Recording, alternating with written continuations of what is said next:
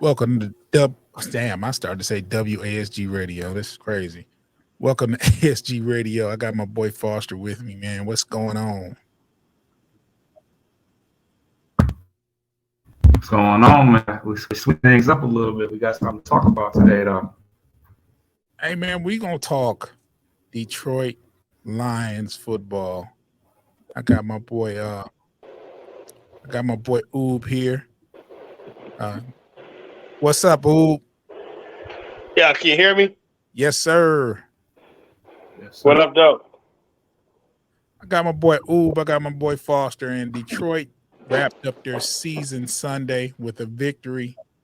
Uh, to make their overall record 9-8 over 500. They did not make the playoffs uh, due to mathematics. They definitely ended the season being one of the hottest teams in the NFL. And we can go around the table. I'm gonna ask Oob first, and then I'm gonna ask Foster. Give me your overall assessment of how you think the season went. I'm going with a B plus. Okay. I love the change in the culture. I love the change in the offensive philosophy. Defense looked rough a few games, but when they tighten that up, we probably had one of the top defenses second half of the season. We have the highest graded rookies at their position. So overall, man, outside of those fluke losses to me, I feel like we really turned the corner. I feel like we're going to be the team to beat the next 3 to 4 years in the NFC North. Uh, and I feel like everybody coming back a year better or a year more experience. And after this great draft class and the position we're in with this draft class, I'm going with a B plus. And I know that's biased as hell because I should go with an A minus, but I'm going with a B plus. Hey man, there's no right or wrong answers, man. This is your opinion, man, and we here to talk about it. Foster, what's your overall assessment of the year? You don't have to give it a grade if you don't want Yeah, to. because I wasn't prepared to give grades, but No, you don't have to give a grade. considering how yeah, considering how we started, for us to end with an over 500 record, I think was remarkable. I mean, we had to be damn near perfect the rest of the season after starting 1-6 to make the playoffs. So to be as close as we were to making the playoffs is definitely impressive. And like Oob said about the culture changing, it was nice to see because we were talking culture change when we were still losing. But now that we're actually putting wins up on the board, we can really, really finally say that the culture has changed. And I'm definitely excited to see where the team goes from here. It does scare me a little bit that our expectations will be so high now because we can't win any less than 9 games now, and now 9 games with 16 games 17. is well, no. Well, I'm saying when it was 16, it was Oh yeah. it was a bigger deal. But now 9 wins. Now it's got to be 10. Now it's got to be Yeah. 10 wins.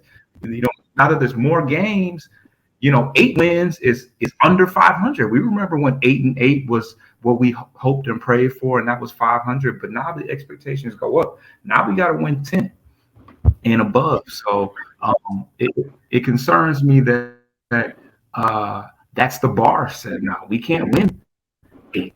We can't win now. We really can't win 9 because like it's playoffs or bust at this point, as far as I'm concerned.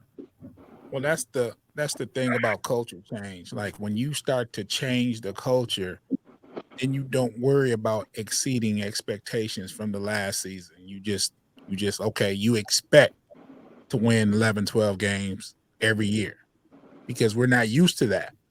So the old culture is we hope we're going to do better next year.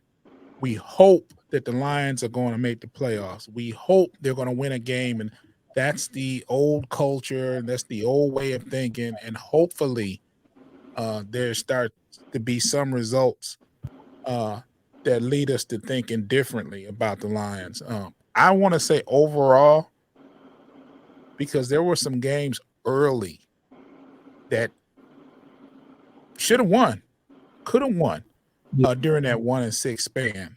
And to be one game away from the playoffs is a pretty good place to be, considering being 1-6. I don't want to give it a grade, but you could see the change in the attitudes, the culture. You can see the coaching getting better as the season went along. Like, we used to question Campbell's decisions early, but he was gambling and making crazy decisions at the end of the year, and it was paying off.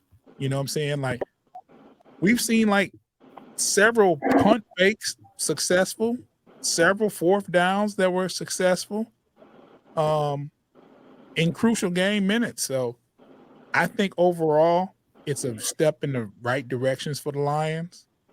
I haven't felt that way in a long time. I always thought same old Lions. I was thinking that 1-6, but they ended the season being the hottest team in football. So I think it was not only, I didn't want to cut you off there, but not only the hottest team in football, but when you forecast the NFC North for next season, let's be honest, Minnesota is the weakest number 2 seed I've ever seen. Or number, you know what I'm saying? Like, they the weakest good team I've ever seen in my life. You know what I'm saying? Like, and Kirk Cousins is a lame duck quarterback, and we don't know what's going on with the Packers next season, their quarterback situation.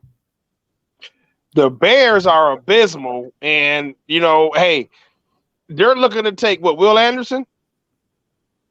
I'm hearing they're not even going quarterback, so they're going to stick with Justin Fields. Yeah.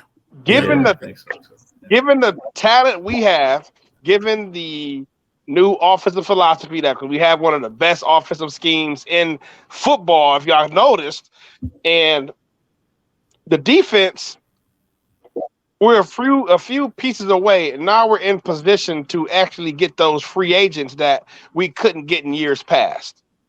Right.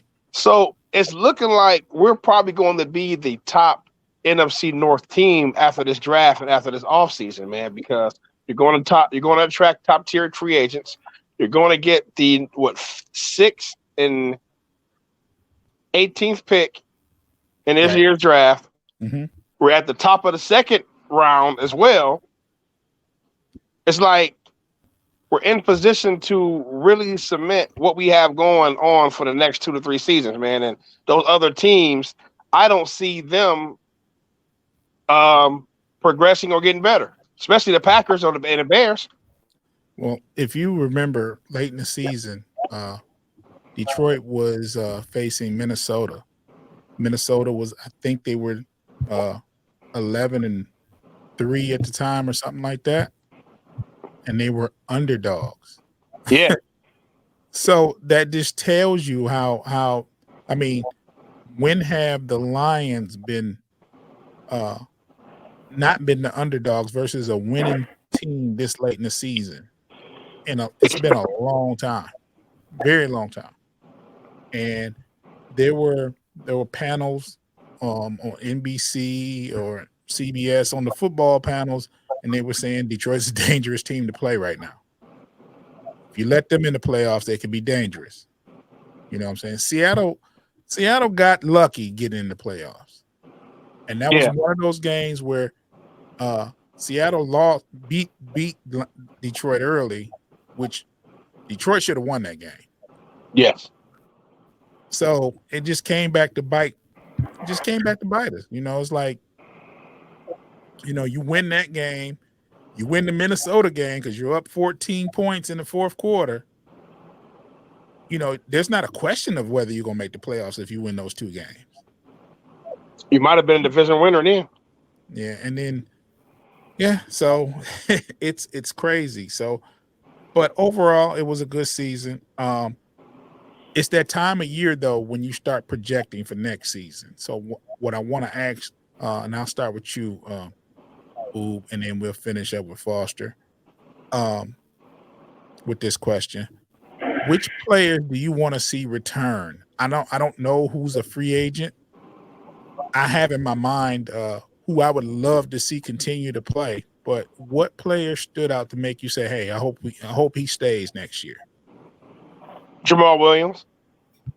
Definitely. Shit, I need that. You know, and honestly, I think we got a contract situation with Jared Goff, don't we? I think he can. He's still locked in. He's locked in, or can he opt out? Yeah, Does he have an opt out? He has an option. he may. I just know that he's not a free agent like currently. Okay, we got to look into that because if he has an option, and he might say, "Hey, I'm gonna stay, but I need my money. I need my money," and he's worth every damn penny. So I'm gonna go with Jay Will, bro. I feel like he really, and I love Swift too. I love Swift too, man. But I just want we had the most dependable back in football this year. Yeah. You can name others if you just want to. If there's more, because I have a couple. I know Deshaun Elliott. I know DJ Shark was in 1 year, but Yes. I next year, man, when J-Mo fully healthy, man, I don't know if Buddy gonna have enough ball for that. Cause ASB, I know we're looking into probably getting another tight end, probably third or fourth round. But ASB and J-Mo, I don't know if we need Shark next year. I want to keep Shark, but I would love to, but I don't know if we keep him Shark. I don't know if we keep Shark. I don't know if it happens. I know Cephas is probably gone, but more than likely. But Foster, you can go ahead and answer any players that you like to see remain. Yeah, I mean, I think Jamal Williams is the obvious one. He broke Barry Sanders' touchdown record, which is insane for as far as in an individual season. So you got to pay whatever he, even not just his performance on the field, but even just his veteran presence and like he brought a different energy to the team that we really needed. So that's kind of a no-brainer. I like Shark. I think that Shark was. I think once Shark was healthy, the biggest question is his health because he wasn't healthy last year either. But once he was activated and back in the lineup, I think he did give us that deep threat that J-Mo will also offer as well. But I mean, in the NFL, you got to go 5-6 deep. So. I like Raymond Reynolds. Reynolds is more on the borderline for me. Actually, I think he's an actual free agent, so maybe he's not in question. But outside of Sharp, who I guess is not a lock per se. I like Isaiah Buggs. I think Buggs was in a lot of he was in a lot of stuff. In that last extremely well against Green Bay Sunday. Yeah, absolutely. So, I like him. And then, other than that, I think Elliott, he becomes kind of expendable because Joseph did so well, and we know Kirby Joseph, yes. Oh man, Kirby Joseph, man. Yeah. Oh man. Yeah. And then Walker will be back. So, I don't know. People don't understand. We had some key injuries. I'm my bad. Yeah. Especially early. The whole wide receiving core was injured at one point, just about. Where Dom Kennedy was the leading receiver, was your number one.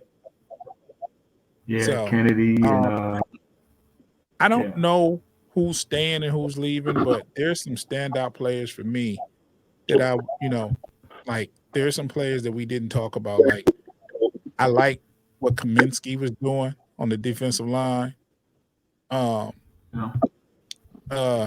think we found another edge with Houston to go with Hutch. If you don't get one in the draft, Houston is a viable option. You got to keep Jay Will. You got to pay him whatever. Pay Jay Will. those are just some standout people for me. The guy in the middle, what's his name? Aleem, big fella. What's his name? McNeil. Lee McNeil. Yep. Oh yeah. He's a hell of a D tackle, man. You got to keep him.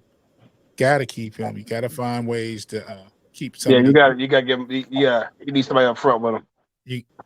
And that's the next thing I'm getting to. With that in mind, number 6 and 18, and if you even want to go to the next round to get that top pick in the second, do you have 3 people in mind, Oob, that you like to see within reason? Okay, I like, I know we got Hutch, and I know James Houston was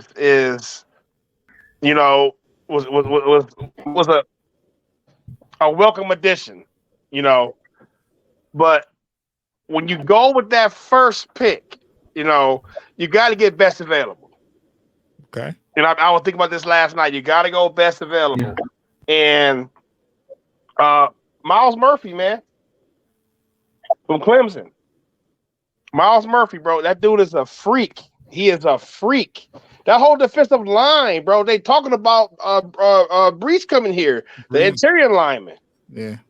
Now, but Myles Murphy, bro, is a top 3 prospect, but the way the draft is going, he's going to be available at the 6th pick. 6'5", crazy, bro. He's a freak of nature, bro. And outside of Will Anderson, bro, he's going to be the top edge going. Yeah. And I'm just going best available. I like Brian Branch from Alabama with that 18th pick. Cornerback safety from Alabama, SEC cornerback. I like that with the 18th pick. With the top of the calm down, girl. You okay? Well, my husky here, my damn dog here. And the top of the second round, man. What's Swift's situation? I don't know Swift's situation. I don't know either. I think he is. I think he's locked in. Ain't this his 3rd year, right? Yeah. He's still there. They signed 3-year deals. Rookies. Third of the. I can find out though. Yeah, because you're saying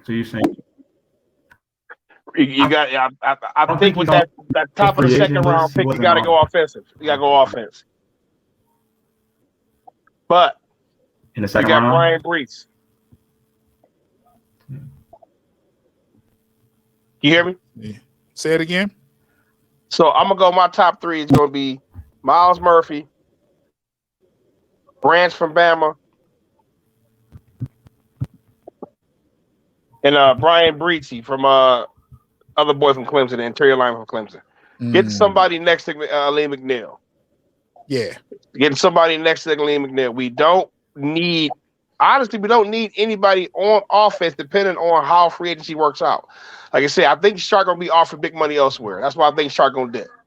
You know what I'm saying? Right. I feel we need somebody in the middle of the field like a tight end, but that can come in the 4th or 5th round. I'm all for going all defense first 3 picks. Me too. You know what I'm saying? I'm all for defense going first 3 picks and finding them sleepers in the 4th, 5th, 6th round like he's always been doing anyway. ASB's a 4th rounder. So I'll go with Brees, Brian Branch, and Myles Murphy from Clemson. Foster. At least the 2 picks in the first round. I don't know if you thought about a 3rd one. I haven't thought about a 3rd one. Yeah, so I haven't done a lot of research as far as the draft is concerned, but what I'm seeing as far as mocks is basically with like the best defensive lineman that's available. I even saw outside who mentioned, I guess this guy named Tyree Wilson. I don't know if you guys have heard of him, but the mock draft I looked at was an edge rusher named Tyree Wilson. But I do see the Brian guy that you were talking about, as well as the um, Miles Murphy. I see him in that area as well. As far as the second pick, I'm seeing corners being looked at. Quarterback, man. So Yeah. I'm definitely not mad. Yeah, we need a cornerback bad. Like shit, Okuda hasn't all the way, lived up. I mean, he had a better year, I think, but I think he got benched a couple times towards the end of the year. So we were down to Jerry Jacobs, and these guys are good. These guys would be good in the slot, but I don't think that they're everyday number one. I mean, Lazard, the Packers, they were exploiting them when it was all said and done. Jerry Jacobs was like a late draft pick, I believe. But great safety play. We quarterback play. Yeah, we definitely struck gold with Joseph. We struck gold late in the draft with a couple guys, Rodriguez too. But I think that we need to even upgrade speed wise at linebacker at some point. Because I think that was what made Rodriguez drop, is because he lacked the size and the speed. And we saw that the Walker guy for the Packers, that dude looked like a monster outside him being, a little slow and pushing on, athletic, trainers and shit like that. But that dude looked like a monster. The Lions don't have any guys like that. And we talked about Houston and how he's a good guy, complimentary guy on the opposite side of Hutch. But I don't think he's an every down guy. I think he's a strictly rush guy. Utility, yes. Yeah, I don't think he helped with the run defense, because we had a solid defensive line, but they're more designed to rush the passer. I don't think we have that stud run stopper outside of McNeil, and I guess maybe Bugs, but I don't even think Bugs is necessarily every down. So we could definitely shore up that defensive line with another stud defensive lineman. But offense wise, maybe we can find somebody in free agency. Somebody in the radio or a podcast I was watching said that we may be considered a free agent destination, because we're a winning team. We can't sit here and say that. I think we are. Yeah, I think that coach has been built towards I want to play for Dan Campbell. And I see the trajectory that Detroit is on. So, we play inside, so it's not like we're going to be playing. People have to worry about playing in frigid temperatures. So, I feel like those things are going to be selling points, whereas normally we were 3-13 last year. Who the hell was going there for anything but the money? So, which is why we ended up re-signing all to prove me 1-year deals and shit like that. But we might be able to go after some guys along with the stud 5th and 6th rounders that we could possibly get. So I think we got more flexibility, and we can really game plan towards what we want to do. Well, I don't have anybody in mind. Well, I do have people in mind, but I think what's more important, if the Lions with the number 6 pick go after a defensive lineman, hopefully, we all wanted Will Anderson. Let's keep it real, but we don't think he'll be there at 6. Another edge rusher or a good interior lineman to pair with McNeil. And I think with that second pick, you have to go corner. And who I want probably won't be there at 18, because I know the corner from Oregon will be gone, and I'm not sure if Joey Porter With the Porter Rock- will be there.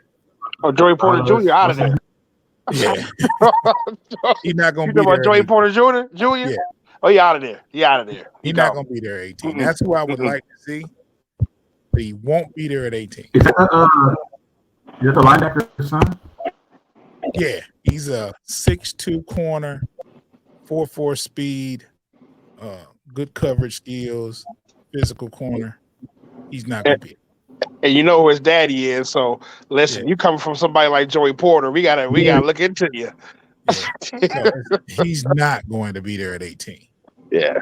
And neither is Gonzalez from Oregon. He's not going to be. In one of the mock drafts, I see him at 18. Yeah. I mean, things can change with the combine. They always do. You seen last year, Nakobe Dean damn near dropped out of the damn draft. You know what I'm saying? He was everybody's first linebacker taken. So we've seen stranger things. We just got to wait for the combine. It's a little early to say who's going to fall. I know Will Anderson. He doesn't have to work out. Will Anderson does not have to work out to get drafted. He doesn't have to go to the combine. No, yeah. He's locked. He's top 3. All those Bama boys locked. All of them, and honestly, Miles Murphy, all the QBs, they locked in. Yeah. And there's certain people that you already know that's just not going to be there. But Joey Porter is one of those. Joey Porter Jr. is one of those people that, he could fall. It could, yeah. Because listen, it really depends on the Bears. Yeah. Because they're talking now that they're staying with Justin Fields, man, but I don't think they're going to pass up one of these quarterbacks. You know what I'm saying? I'm sorry, but Fields ain't got it as a quarterback. Not right now. I'm not saying even with. Excuse me. This was just year number 2 for him, right? Was this Fields? Yeah, this was third? his second year. This is his second year. Because Stroud been at Ohio State for 2 years. Okay, yeah. So, yeah, he ain't got it, man. He showed that he ain't got it. No, listen. You know what? I think, let me not jump to conclusions, because you know what? I said the same thing about Goff last year. I hated Jared Goff last year. But when I look at the weapons he had or he didn't have, I'm like, damn, bro. When he got more weapons around him and a better offensive philosophy, yes. So I might need to give him another year. But do you pass up on one of these boys? Do you pass up on Bryce Young or CJ Stroud? The one thing he's got going for him is that he's a dual. Well, I don't know if he's a dual threat, but as far as running, like the dude had more rushing yards than us. Yeah. I don't think they give up on him so fast, right? Like to draft a quarterback in the first round. They might pick up a quarterback later. I think they're going defense. So just Lamar Jackson and just surround him with a crazy defense and put a offensive scheme behind him and see what you can do with it. Yeah. And I feel like they still gonna be years behind. I think we leapfrog them. They really in the rebuilding stage. Well, they got years. Yeah. We passed that. We in our.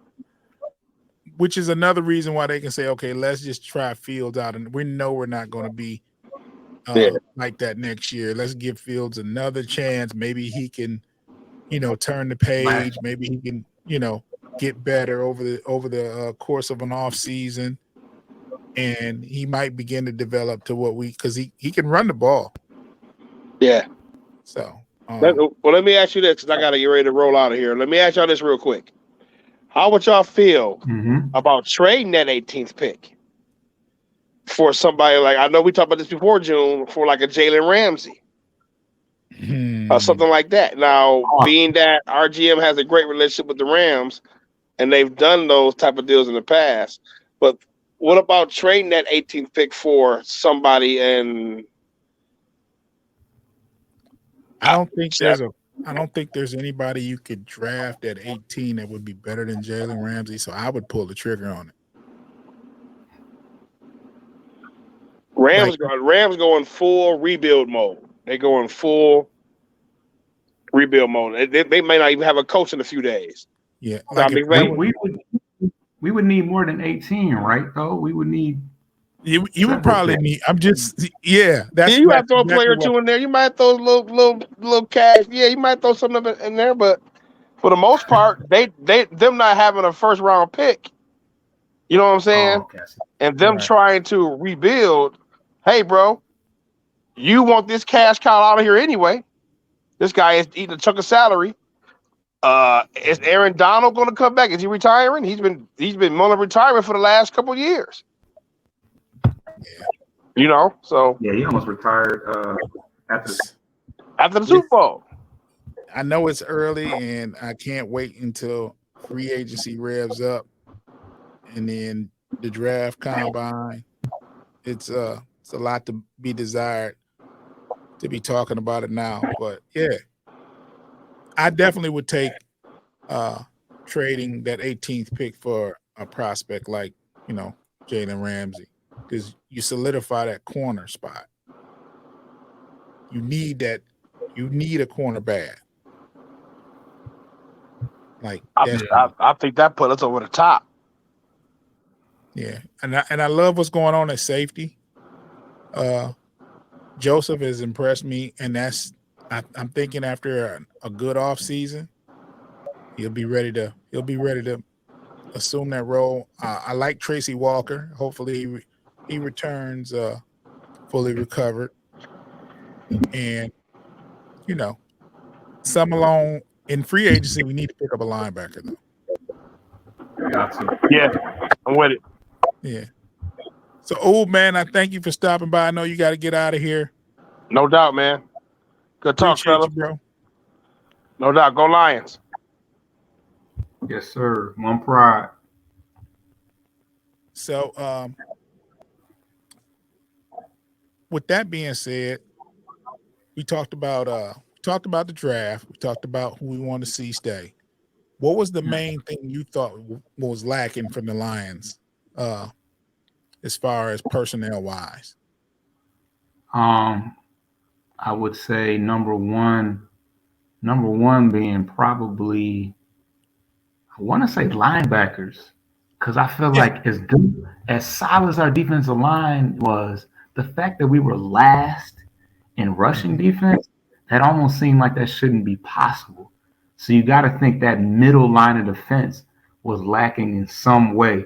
I mean, in the way we got exposed against the Panthers, well, shit, we got exposed by the Patriots too, but by the Panthers, something we were schemed out of those games. We were just schemed out of those games. Yeah, and it was tough because we were bound to, because we played great that second half of the year, and we were bound to have a letdown somewhere because it's just so tough to play just perfect for the last. We had to play damn near perfect for the last 10 games or whatever it was. So yeah, last 10 games. Because we went 8-2. We went 5-1 in our division. So like you can't do much better than 5-1 in your division. You damn near won the division. Yeah. So, but yeah, we got exposed bad in the running game, and I'm left to believe it had to be because of our linebackers. I think that we lacked that impactful. Like I think Anzalone is cool, and he's a free agent. He's one of the people that may or may not come back next year, but we definitely have to upgrade in that regard because that's going to be that next step that we hit, to where we start ascending into, threatening at the playoff level. But secondly, I would say our secondary, corner especially. Like I feel like anytime a deep ball went up, it was spooky. Anytime that deep ball went up, and our corners were running for dear life. Jerry Jacobs and Awarie and Okuda, like it's been not too long, because we had Darius Slay not too long ago and he was pretty damn good, but the Lions always have lacked as far as that cornerback position. We've had guys here and there, but there's nothing like having a nice shutdown corner on your team, because this is a pass happy league and they're gonna put that ball in the air. So one way or another, whether you got a crazy ball hawk safety like Joseph is going to be, or a shutdown corner, it's necessary, and you got to be deep there because they're gonna get hurt, and you got to be able to, next man up in that situation. So, corner for sure. Yeah, one thing I noticed, you mentioned Anzalone. Is that how you pronounce it? Anzalone, I think. Anzalone. Yeah. In the beginning of the season, he was making tackles 6-7 yards down the field. Like he'd be on a tackle, but that's after they gained 7-8 yards. Even late in the season, 5-6 yards a chunk. He makes some plays here and there, but there was nothing outstanding coming from the linebacking core. And when you have a good I thought the defensive front was good enough for the linebackers to make plays because they cleared the way. They clog it up to where the linebackers can eat. Right? Yeah. That didn't happen. The corners. Okudah was okay. There were some plays where he was outstanding. There's a lot of plays where there's left to be desired out there, But we need another corner. We need a strong corner so that maybe Okudah can be the number 2 corner. Yeah. You know what I'm saying? So where you can have a strong corner and you can have them cover somebody like a Jefferson all game. Mm-hmm. You know what I'm saying? If you're in a man-to-man scheme and stuff like that. I think Corey Joseph is going to be good at safety. I think Tracy Walker is another good safety. I think those two at safety will be good. So does Tracy Walker take the strong safety position? If I'm coaching, Tracy Walker is a strong safety. Gotcha. Free safety, I want Joseph back there. Do we bring back Elliott? Oh, yeah. You need more. I mean, players get banged up. They go 5 wide out. Yeah. You need more than 2 safeties. You know what I'm saying? So you actually need 4. It's gonna depend on the cost though, because I think this year a lot of guys, like I said, we did a lot of prove-it deals. Charles Harris, I think, had a 1-year deal, and he was hurt damn near all year, I think. Yeah. But Chark had a prove-it year, and Elliott had one as well. So they're gonna want Ray. That's for sure. I think DJ Chark, and when he started catching the ball, he was a factor. Yeah, he made some catches off of shoestrings because golf was struggling to throw that ball. Yeah. Hey man, but in the beginning of the season, though, he was dropping everything that you thrown his way. Yeah. The chemistry, they definitely had to get that chemistry. That's why it's going to be nice because Jameson Williams, for all intents and purpose, had a touchdown yesterday. It just got called back for holding. So when we really can when they get a full year of chemistry and he gets to play close to every game, and he's gonna touch the field a ton more next year. With design plays for him to get the ball in space, it's gonna be scary next year. Well, he won't have a limited amount of plays. Right. He should be cleared to play ball. Mm-hmm. They won't have to make sure you don't get too many reps, this, that, and other. He should be cleared to play. He should be starting next year. Yeah, because he's gonna be probably he's gonna be outside. He's gonna be one of the guys on the outside, because Brown is strictly through the slot, right? He's more effective at slot. He can do both, but if you have him in the slot, he's gonna fuck over whoever at nickel. Right. Because he's proven you can't stick him with the nickel. Right. Yeah. So I think the one thing that we're missing is that like possession jump ball type receiver. Like I think Reynolds is tall enough to be that guy, but he wasn't great this year. He was serviceable though. What's Reynolds' first name? Josh. Was it Josh? I'm about to look it up. We had a couple Reynolds on our team. It wasn't Craig. That's one of the Reynolds. But the Reynolds. I could be wrong. Maybe it was Josh. I could be wrong. I don't know. Nah, I think you got it. Yeah, his name is Josh. Okay. Okay.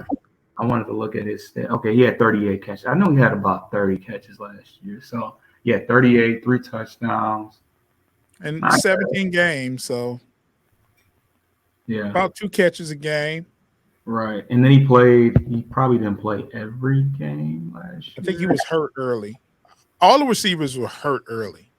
Right. Yeah, it got real nasty during part of the year. But So this brings us to this segment here, and this is where we talk about Goff. Oh yeah. Now, I'm gonna plead my case for Goff because when he got traded here, I couldn't help but think short he's a term. former number 1 pick. Yeah. He's been to the Super Bowl. He's been part of winning teams. He's been a Pro Bowler. Was he a Pro Bowler? Yeah, he made the Pro Bowl. Okay. All of these things come into factor before he gets here. And we talking about last year, not this year. So he gets here, and at one point, and you can look this up, the best receiver, the most proven receiver on the team last year at the beginning of the year was TJ Hawkinson. Which is solid, but he's not That's even solid, but you he's don't not start receiver. off you need a number 1 receiver. Yeah. We knew nothing about St. Brown. Right. He did have 90 catches last year, but at the time, we don't know what he's bringing to the table. He's a rookie. 4th round pick at that. 4th round pick. Yeah. You had Khalif Raymond. You don't expect he's your return man that you had to put in there. Right. He's been solid too, though. He's been solid though. But he didn't have a name. Yeah. I think there was a receiver that the Lions got from the Raiders last year, and he tore his knee in the beginning of the season. Yeah. Fast forward to this year. Early in the season, St. Brown goes down. Josh Reynolds is hurt. Shark is hurt. You bring up Dom Kennedy from the training, from the practice squad. Well, yeah. So you have Dom Kennedy, Khalif Raymond, and Hawkinson. Yeah. Goff didn't have anything to work with early. He didn't have anything to work with last year, except Reynolds. I think Reynolds came halfway through the year or something. He came from the Rams, actually, but yeah. Now, what I'm saying is, you can look at the number. The man passed for 4,000 yards. Yeah. It's you have to acknowledge what Goff has done for this team this year. Yeah. He's been, I used to say it all the time, Goff ain't it. Goff ain't it. You can win with Goff. I wouldn't plan a future around it because there's no number 2 quarterback right now for the Lions. I mean, if Goff had got hurt, they wouldn't have went 8 wouldn't have won 8 out of the last 10. So made it a whole year, didn't miss a single snap. So not only was he dependable, he was, he was durable. Yeah. And before we say, hey, get Goff out of here and this, that, and other, look at his numbers and just think about it. I think you can win with Goff. When you protect him and give him some weapons, he's a very effective quarterback. Yeah. Give him a running game as well, very effective quarterback. Yeah. Offense wasn't a problem this year. Not at all. At one point, we were the number 1 offense. When we were losing bad, we were the number 1 offense. I can think 2 games where the offense was terrible, and that was Carolina and versus the Patriots. And I don't think that too, but I don't think we scored that much versus the Jets either. I mean, the Jets was a great defense, but the Jets, we did enough to win. Yeah, we won that game. We did. You know what I'm saying? So I'm not going to dog the offense off when you win the game. No, hell no. No, not You at win all. the game, hey, because I'm splitting hairs with that one. yeah, because defenses can scheme against you and take a good offense and make them okay. But if you win the game, hey, but especially if you play majority of your if your offense majority of the year played well. But Not to mention he lost Hawkinson halfway through the year. Like you said, Hawkinson was his best option, yeah, and he was gone halfway through the year. got traded to Minnesota. Yeah, but he made the three-headed monster of tight ends. They combined like Voltron to pretty much beat Hawkinson. They all scored touchdowns. They all scored touchdowns. They were all effective. Yeah. I say for the future with Goff, you got a draft coming up. You don't waste a quarterback pick in your first or second round, maybe not even your third. I wouldn't say third. Later on in the draft, if you see a quarterback, and I want to say athletic with an arm, Please. that can actually read a defense, you go after him in the draft as your number 2 to bring him along slowly to replace Goff. Mm-hmm. If he doesn't develop, then you draft a quarterback early or get one free agency to replace Goff. But Steelers got their guy, halfway with the Pickett guy from Pittsburgh? They drafted him, but and he was an early pick. They started Trubisky. They started the other quarterback before they gave him a try. Right, but he wasn't even like a top 10. You know what I mean? No. Like, because you know how we're hoping that the Lions aren't drafting top 10 next year or the year after that. We're hoping that. Well, we're hoping that quarterback is that they can draft a quarterback late and develop him for the next couple of years, and then he'll be good. He'll be ready. That's the best case scenario. Yeah. That's the best case scenario. So I just say, man, for Goff, Lions fans might not want to hear it, but Goff's your guy. He's your guy next year. I think he sold it to a lot of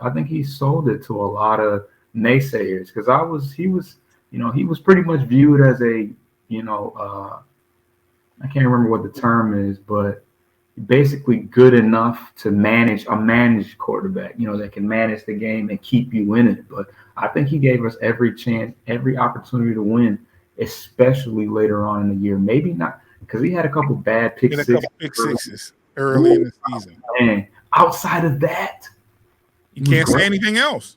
He threw a ball to, I think it was Raymond. It was Raymond, first quarter. Yes. Or second quarter. Fucking crossed his body. Man, what? That was a ball. That was a touchdown. I don't give a damn what nobody said. That was a touchdown. Oh yeah, because it was at the 1, right? Wasn't it right there? Yeah. They said he was down, but they ran it in it. Jamal Williams got his, so yeah. Which he's gonna continue. He's gonna continue to get his, and it's crazy that we gotta wait to fucking next September to see meaningful football again. But it's only up from here, man. We got all the important guys pretty much locked in. We just got a few loose ends that we'll have to make some decisions on. But we got the draft, which we know that we're gonna have another great draft, and free agency. I'm interested to see what who we can attract based upon the spark we had. We haven't had a buzz like this in a long time, I think. And we have the coach we want, though. We have the coach we want with a full head of steam. Like, that's spooky. Yeah. Because even when we had Caldwell and we were winning games, I don't think people were ever sold that he was the guy. No. No. He's but for Lions fans, he's your guy next year. You keep him protected.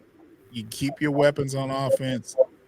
That offense should be fine, and your offense is only going to get better with Jameson Williams there. Yeah, because I was going to say that Goff, the weapons he had, he didn't really have a ton of weapons. We had a solid running game, but passing wise, you got Khalif Raymond, you got Reynolds. None of those guys really move the, They're good move. slots. Yeah, they're solid. They're All solid. three of them are good slot receivers. They're not good outside receivers. I mean, St. Brown is a good receiver Brown, all the way around.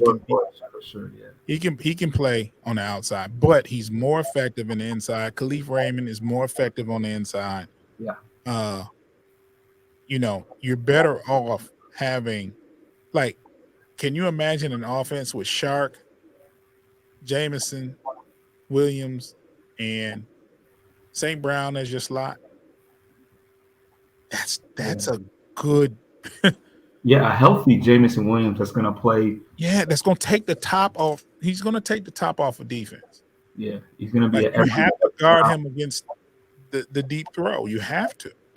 Yeah. He's going to run right past you. So, with that being said, you have the Goff situation. You have there's one more thing we was going to talk about, and then we can pretty much wrap it up. Defensive and offensive MVPs. Okay. Now, for me, I'm going to say mine, and then I'll let you go. Your offensive MVP, I have to say Goff. Just going by the numbers, it's Goff. With Williams a close second. Yeah. Your defensive MVP, I have to go with Hutch. Yeah. I had to go with Hutch. Just his when he didn't make a tackle, he was attracting attention. Yeah. 9.5 sacks, 3 interceptions, and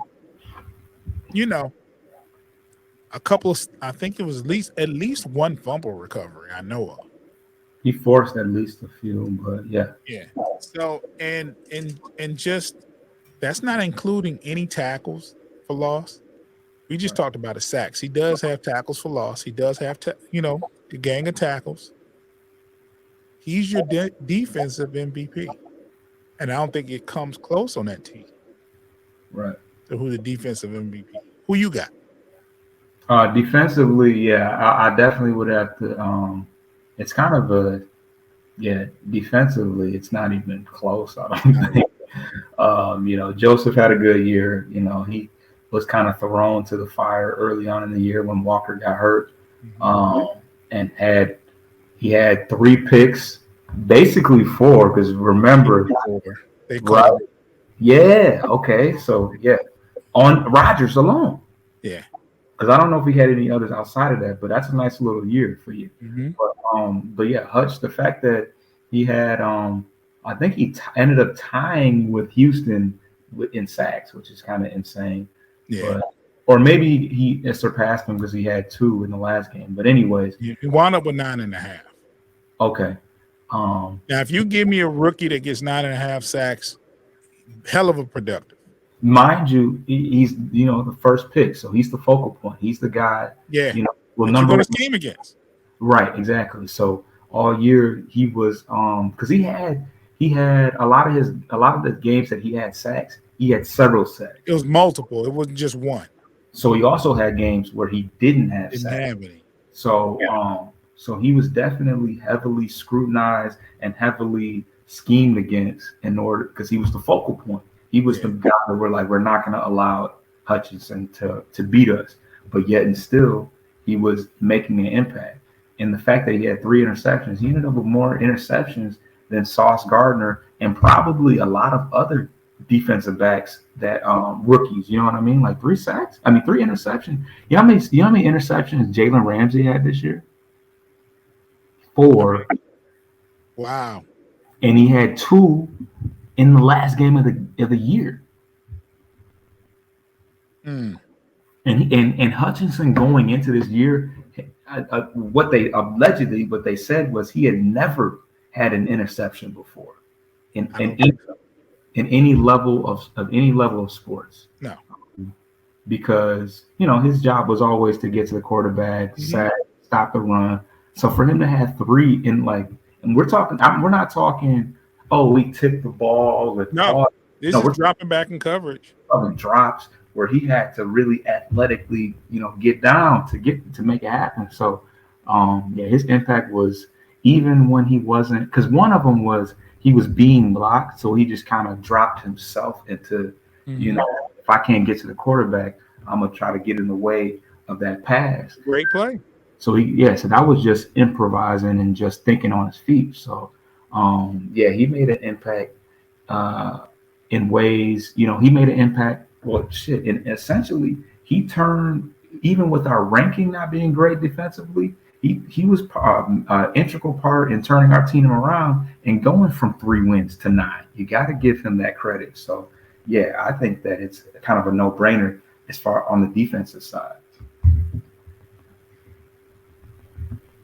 So I didn't talk about the offense. MVP. I'm sorry. So offensively, you got to give it to Goff, just because when it's all said and done, when we count wins and losses, the quarterback is credited with those wins and losses. Yeah.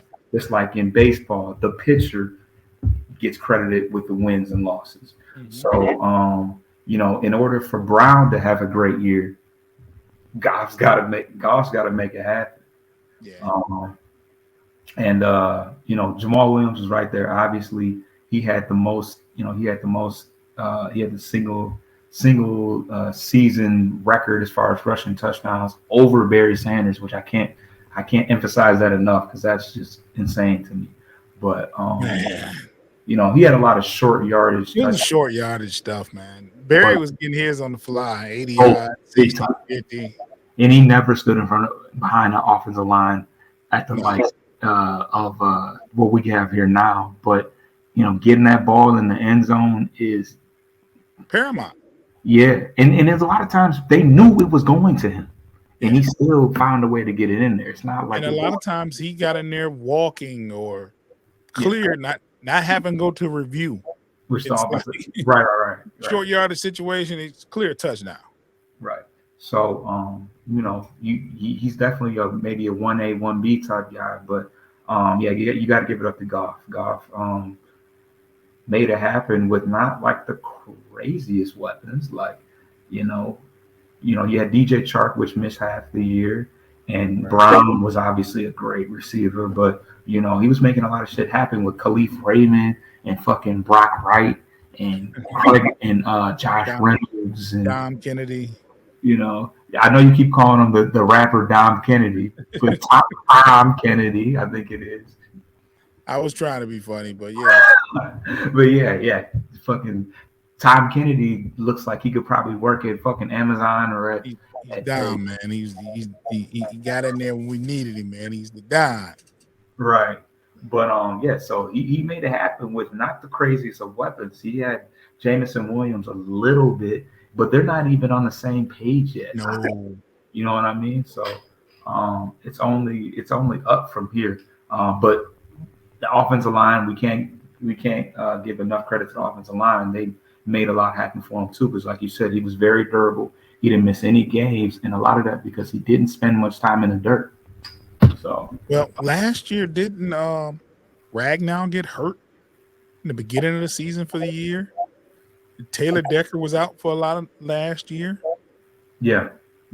So this year they had, majority of the offensive line healthy most of the year, which is essential in any.